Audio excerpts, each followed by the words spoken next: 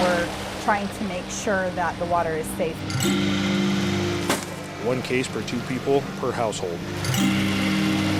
I am a little frustrated with the Air Force Base. We're starting to wonder what we got ourselves into. I don't know what's going on, who's going to pay for the flush of the water. It's sad to say, but I really don't trust it. Justin and Taylor Deal never used to think twice about drinking the tap water in their Airway Heights home. Until an alert for people living and working in Airway Heights tonight. Airway Heights announced their water could be unsafe to drink. And we'll let you know when the water is safe to drink again. So we immediately cut off all water in our household. I didn't shower in it, our dogs didn't get it, I didn't drink it. the water they'd trusted for the last 4.5 years was no longer safe. Widespread contamination believed to be coming from Fairchild Air Force Base. The problem, a little-known chemical called PFOS-PFOA, two different but similar compounds used in firefighting foam, a special fire suppressant made to work on jet fuel. Any sort of chemical goes into the ground, it's going to go into our water. It's been used at hundreds of military bases across the country for decades, dating back at Fairchild to the 1970s. It's scary. And even more scary because Taylor is drinking for two. She found out she was pregnant and they say drink tons of water. How much do you worry about the 4.5 years that you lived here, drinking that water all the time, not knowing?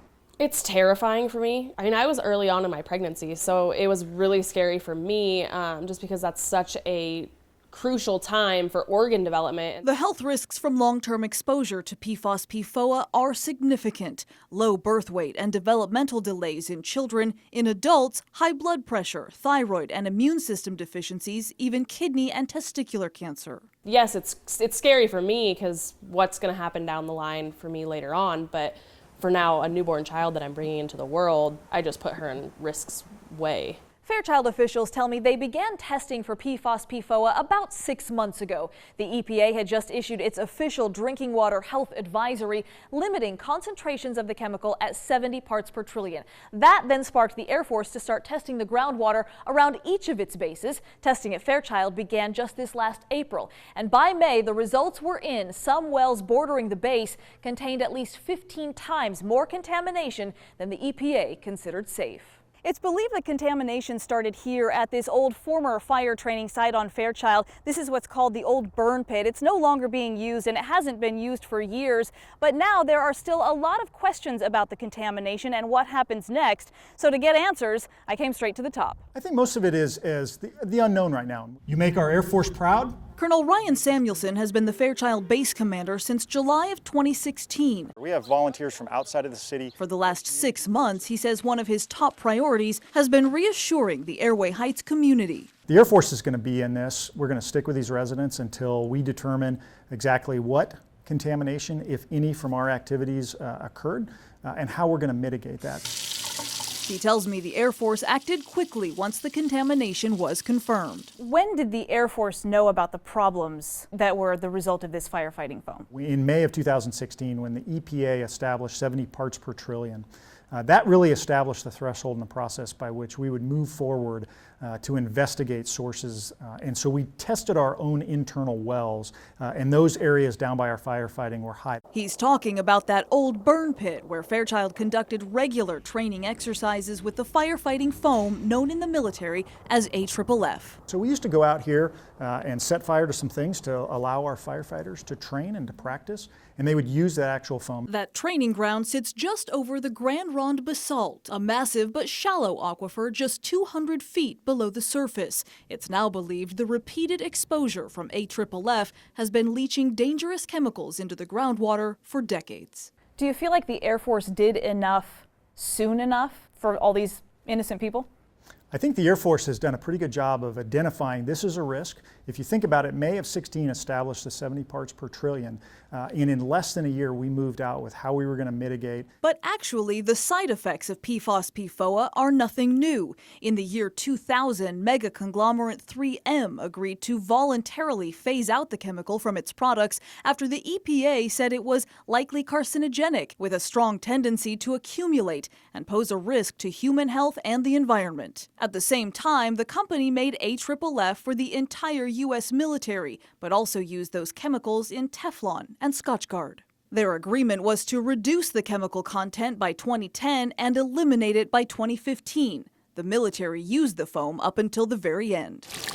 I also found internal records from the Department of Defense showing high-ranking officials knew about the adverse health effects of AFFF as early as 2001. Then Assistant Deputy Undersecretary of Defense Curtis Bowling issued this memo to multiple agencies saying the EPA found PFAS chemicals to be persistent, bioaccumulating, and toxic. He called for a meeting to discuss high-risk uses of PFAS and ideas on what should be done to reduce or eliminate its release into the environment. But again, the military continued to use the foam until it was no longer available. And in the last several years, PFAS-PFOA contamination has been identified at dozens of military bases across the U.S., impacting millions of people.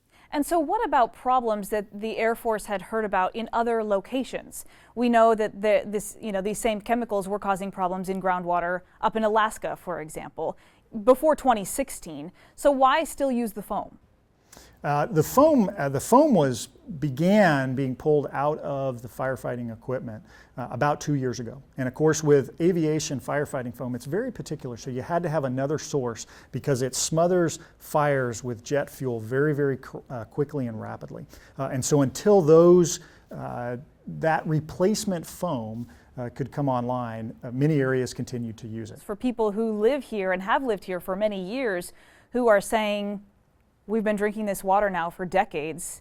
It's too late now because they've already had the contamination. So what do you say to those families? Well, I'm not a health expert, I'll be honest with you. I know the Air Force, we look to the Center for Disease Control. We look to the EPA to establish those. We've encouraged folks to visit our website. It's got a number of links on there with very specific health-related questions that experts in that category can answer. Commander Samuelson tells me Fairchild, like most other bases, didn't quit using AFFF until 2015, when the EPA declared 70 parts per trillion as the safe limit for drinking water. If the Air Force knew that it was causing problems at certain bases around the country, why wait for the EPA before making some changes? Why not make the changes and stop using the foam earlier? Well, I think there's two parts. One, I think it would be very tough to find an exact date that said, all right, no longer use this. I do know that one of the things that that took a little bit longer was, what is the alternative? You can't use water, you can't use your standard firefighting foam on aviation accidents. It would be too detrimental to the public if an aircraft were to go down. If your family had lived here for decades, would you be satisfied with these answers? I'll tell you, if my family had lived here, I would be asking the same questions that you're asking me right now. Commander Samuelson tells me he's never shied away from tough questions or criticism from the Airway Heights community. Our goal from the onset of this... In fact, he was often the one answering questions at Airway Heights public meetings at the height of the city's water crisis. You yourself out there answering questions. Why was that important to you? It's important to me because this base wouldn't be here without this community. 75 years ago, this community put this base here, and I think it's important. I'm not going to turn this over to a bureaucratic organization. I'm not going to give you a Washington, D.C. number to call. I believe I represent the base here, and I think these community members have the right to know. I don't have all the answers, but we'll take any questions at our public affairs number. What are those kind of things that I can take back to the bigger Air Force as we move through this process? Because I think we need to solve this as fast as we can in a way that is very transparent with the community. But transparency is exactly what families like the Deals say has been missing from the very beginning. It's not his fault, but it's his responsibility. He is the base commander. Do you question who knew what and when they knew it? All the time. I think that they have known about it a lot longer than they are putting out, but they just didn't put the time or effort into actually testing just how bad it was. But the Deals tell me they're not sticking around to see what the base offers up as a solution. An apology goes only so far as my health. What about your investment? Your home? Do you want to stay here? No, we're leaving. You are? I don't know, we'll leave Airway Heights. Where will you go? Probably, up north. Yeah.